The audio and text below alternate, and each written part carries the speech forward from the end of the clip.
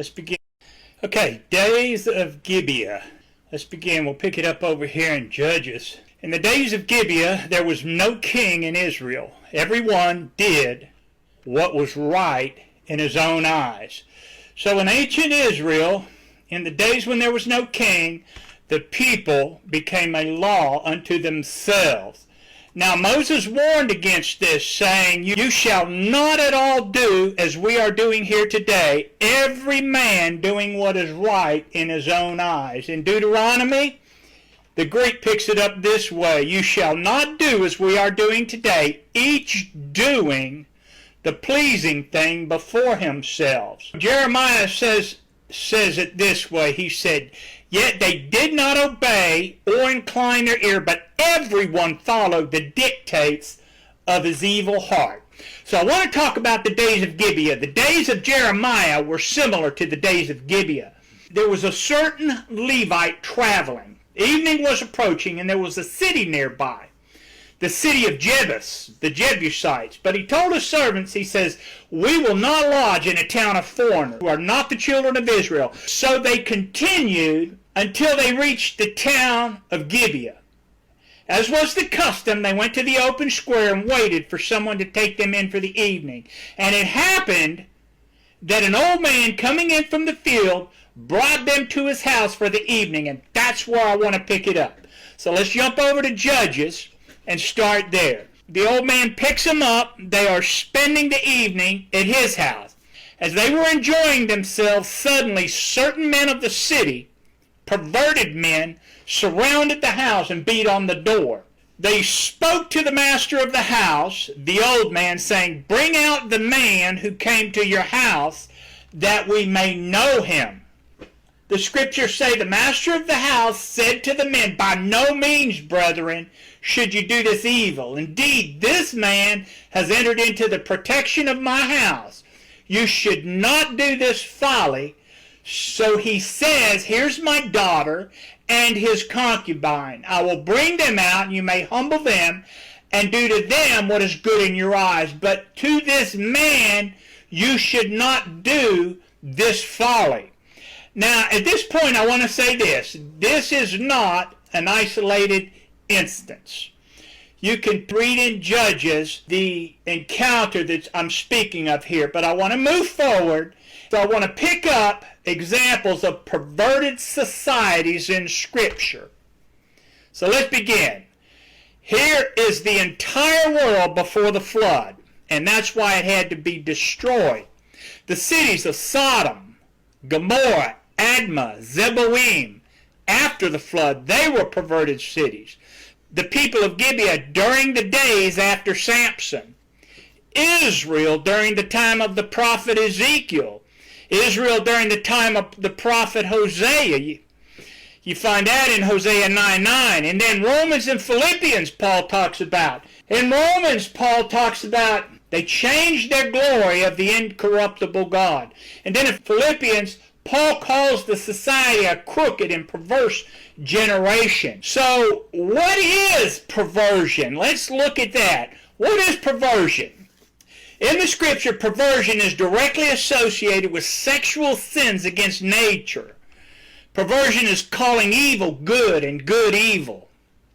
So what is a sin against nature? It's reversing the natural order of God. Men leaving the natural use of the woman, burned in their lust for one another. For even their woman exchanged the natural use for what is against nature. A common argument that they will say is, well, it's natural for me. Yes, that argument is correct.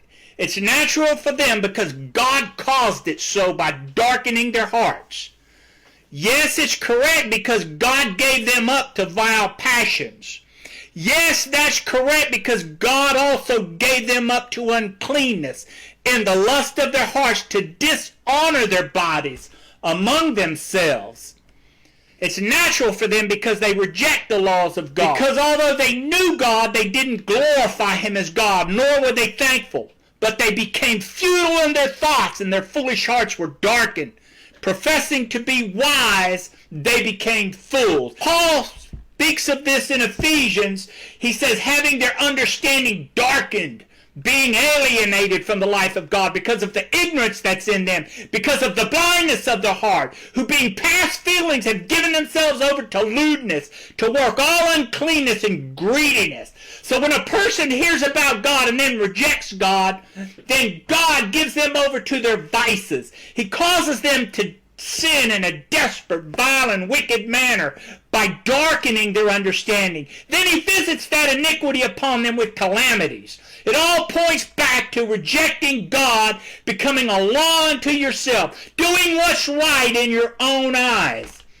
The next argument perverted people come up with to bolster their foul conduct is that God made me this way. That argument is not true. That argument is false. Jesus said to the Pharisees, have you not read that he who made them at the beginning made them male and female? As Moses said in the scriptures, you shall not do as we are doing here today, every man doing what is right in his own eyes. This leads to perversions. Moral perversion occurs when man defies God with a blasphemous arrogance. Christians are to have no fellowship with the unfruitful works of darkness, but to expose them. The scriptures say it's shameful even to speak of those things which are done in secret. The prophet should be speaking up for God. Perversion. Yo, everyone, turn back to God. Where are the voices? Where are the prophets? There's a clear word in Scripture for this. For if you remain completely silent at this time, a voice will arise from another place, and you will perish. Yet who knows whether God has raised you up in the kingdom for such a time as this? There's nothing more troubling to a nation of people than reversing God's natural order for mankind. It brings calamity on that nation. The scriptures say in the Psalms, if the foundations of morality and justice are destroyed, what can the righteous do? The scriptures say, woe to those who decree unrighteous decrees, who write misfortunes which they have prescribed. Woe to those who call evil good and good evil, who put darkness for light and light for darkness, who put bitter for sweet and sweet for bitter. The scriptures say, what more could have been done to my vineyard that I have not done in it? Why then, when I expected it to bring forth good grapes, did it bring forth wild grapes, the poisonous berry? So I don't want to leave. If you are one of those listening to this and you're caught up in some kind of moral perversion, this is what I want to say to you. God does not take away life, but devises ways that his banished may not be expelled from him. The scriptures say in Deuteronomy, if from thence thou shalt seek the Lord, when thou art in tribulation, even in the latter days. If you seek the Lord your God and be obedient to his voice, he will not forsake thee nor destroy thee. And I will close it with that.